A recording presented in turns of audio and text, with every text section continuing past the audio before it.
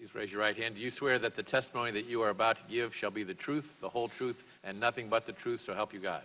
I do. Thank you. Let the record show that the witness answered in the affirmative. Our only witness today is Mr. Sundar Pichai. Mr. Pichai is the Chief Executive Officer of Google. Your written statement will be entered into the record in its entirety, and we ask that you summarize your testimony in 5 minutes. To help you stay within that time, there's a timing light on your table. When the light switches from green to yellow, you have 1 minute to conclude your testimony. When the light turns red, it signals your 5 minutes have expired. Mr. Pichai, you are very welcome, and you may begin. Chairman Goodlatte, Ranking Member Nadler, distinguished members of the committee, thank you for the opportunity to be here today. I joined Google 15 years ago, and I've been privileged to serve as CEO for the past 3 years. But my love for information and technology began long before that. It's been 25 years since I made the US my home. Growing up in India, I have distinct memories of when my family got its first phone and its first television. Each new technology made a profound difference in our lives. Getting the phone meant I could call ahead to the hospital to check that the blood results were in instead of taking a 2-hour trip there. And the television, well, it only had one channel, but I couldn't have been more thrilled by its arrival. Those experiences made me a technology optimist, and I remain one today. Not only because I believe in technology, but because I believe in people and their ability to use technology to improve their lives. I'm incredibly proud of what Google does to empower people around the world, especially here in the US. I'd like to take a moment to share a bit of background on that. 20 years ago, 2 students, one from Michigan and one from Maryland, came together at Stanford with a big idea: to provide users with access to the world's information. That mission still drives everything we do, whether that's saving you a few minutes on your morning commute or helping doctors detect disease and save lives. Today, Google is more than a search engine.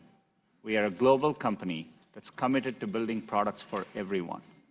That means working with many industries, from education and healthcare to manufacturing and entertainment. Even as we expand into new markets, we never forget our American roots. It's no coincidence that a company dedicated to free flow of information was founded right here in the US. As an American company, we cherish the values and freedoms that have allowed us to grow and serve so many users.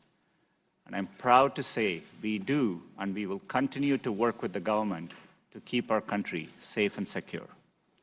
Over the years, our footprint has expanded far beyond California to states such as Texas, Virginia, Oklahoma, and Alabama.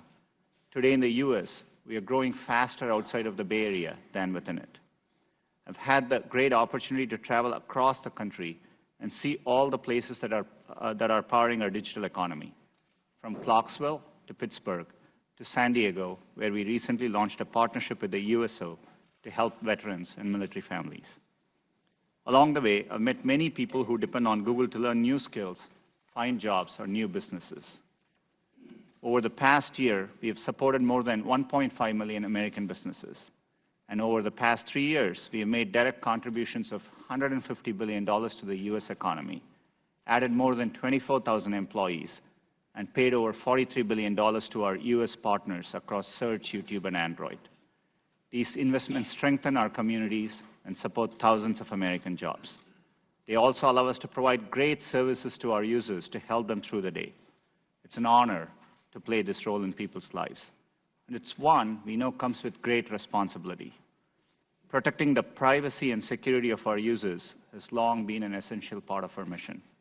We've invested an enormous amount of work over the years to bring choice, transparency, and control to our users. These values are built into every product we make. We recognize the important role of governments, including this committee, in setting rules for the development and use of technology. To that end, we support federal privacy legislation and proposed a legislative framework for privacy earlier this year. Users look to us to provide accurate, trusted information, and we work hard to ensure the integrity of our products. We have put a number of checks and balances in place to ensure they continue to live up to our standards. I lead this company without political bias, and work to ensure that our products continue to operate that way. To do otherwise would be against our core principles and our business interests. We are a company that provides platforms for diverse perspectives and opinions, and there is no shortage of them amongst our employees. Some Googlers are former servicemen and women who have risked much in defense of their country. Some are civil libertarians who fiercely defend freedom of expression.